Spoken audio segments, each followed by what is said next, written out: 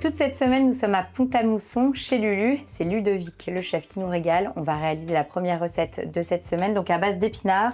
C'est quoi, Ludovic, que tu vas nous faire? On va faire un petit amuse-bouche pour commencer. On sera sur un petit tartare de scampi à la bruxelloise, à base de bière, un petit peu de crème, du beurre, tout ce qu'il faut dedans. Ça marche.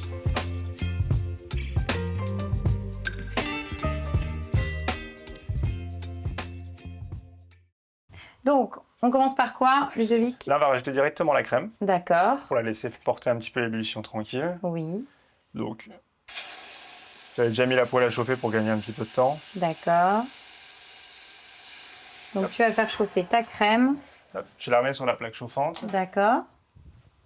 Là, ce qu'on va faire, c'est qu'on va préparer l'ail directement et après, on va faire la petite fondue de poireaux qu'il y aura dessus. D'accord. Mais la fondue, je la fais directement dans la crème. Alors, tu as dit poireau, c'est épinard. Ah, oui, oui. Donc, tu haches ton ail et on va la mettre tout de suite dans la crème. C'est ça. En gros, on va faire infuser tout ça. Là, on a la crème qui est déjà bien à l'ébullition et on va directement voir en fait le petit lait qui va se séparer directement de la crème. D'accord. Donc là, l'épinard, D'accord. pas le poireau du coup. Donc, tu le récupères, tu le haches Je vais le grossièrement hacher quand aussi même. grossièrement.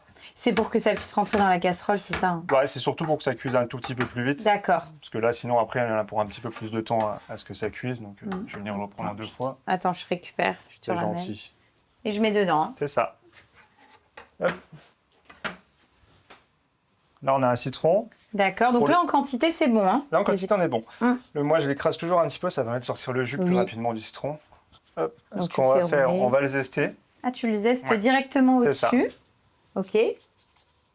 Ah ouais, puis t'en mets vraiment pas mal, hein. Ah oui, faut que ça sente. Et ensuite, tu le coupes et on récupère le jus. C'est ça. Donc là, on va juste mettre un demi-citron parce qu'on va le faire en petite quantité. C'est pas grave, il sera dedans. De toute façon, on va le remixer. Enfin, un demi-jus de citron vert. Donc là, on voit bien que ça porte à ébullition. Ça commence à s'épaissir naturellement. On va rajouter un petit peu de beurre. Donc là, on va être à peu près sur 30 grammes, approximativement. Et on le laisse. Mais dedans, on le laisse. Et naturellement, du coup, là, la crème, oui, elle redescend. Elle va s'épaissir toute seule. Un peu finalement comme une sauce qu'on peut monter au beurre. Ça va un petit peu... Ça va se réépaissir dessus. Le temps que ça chauffe, Oui. on va couper le tartare de crevettes. D'accord. J'ai déjà nettoyé les crevettes à l'avance. Oui, donc voilà, tu les as préparées, Voilà. décortiquées. Ça pour gagner un petit peu de temps. Donc là, c'est une variété qui s'appelle Scampi, c'est une variété italienne. Oui. Même des crevettes normales, ça va, il n'y a pas de problème dessus. Donc on récupère et on les coupe grossièrement. L'idée, c'est quand même, comme un tartare, d'avoir quand même de la mâche. C'est ça, il faut avoir de la pas mâche. de la bouillie. Non, non, non, il faut quand même avoir de la mâche. Pas trop non plus, mais un tout petit peu quand même. On les laisse de côté. Oui. Hop. On va regarder notre crème comme elle est. Normalement, le beurre a bien fondu. Ouais, pratiquement bon. On met une pincée de sel. Moi, je travaille toujours avec le gros sel de Guérand. D'accord. Donc, tu assaisonnes à ce moment-là. 3 coups de moulin. Et là, on n'a plus qu'à mixer Ok, et à dresser. ça marche. Ouais, donc c'est vraiment une recette express, quoi. Ouais. Donc là, c'est bon, le beurre a fondu. Ça. Donc là, tu vas mixer. Voilà. Hop, donc... Donc là, je vais mixer pas trop grossièrement. Le but, c'est d'avoir encore les morceaux d'épinards qui Ah, restent tu veux dessus. qu'on voit effectivement les petites touches de verre. Ok. Et même qu'on les ait en bouche, ça sera toujours un peu meilleur. Hop. Là, on va juste, parce que l'intitulé, c'était bruxelloise, on va juste rajouter de la bière.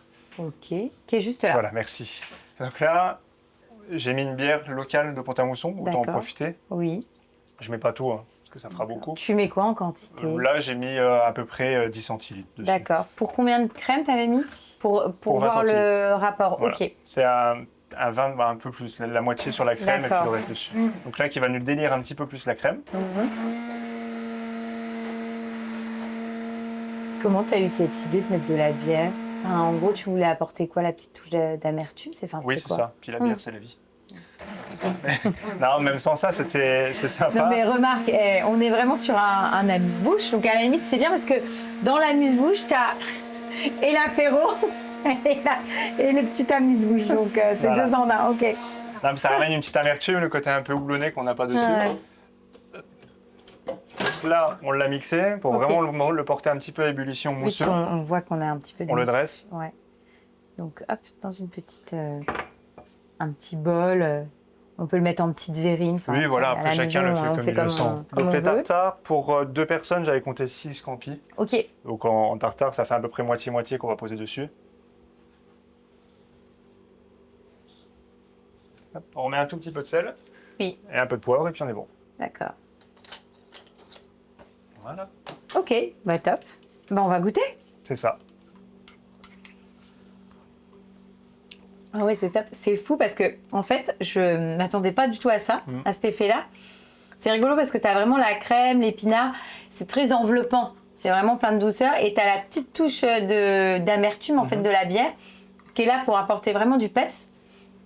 Je vous invite à faire cette recette-là, à la limite, et ne pas dire qu'il y a de la bière à l'intérieur pour laisser un petit peu les gens trouver l'ingrédient parce que voilà, c'est vraiment bluffant le résultat. Et puis je trouve que le petit tartare là, il y a de la mâche, non, c'est top. Franchement, première recette assez bluffante, on va voir la suite.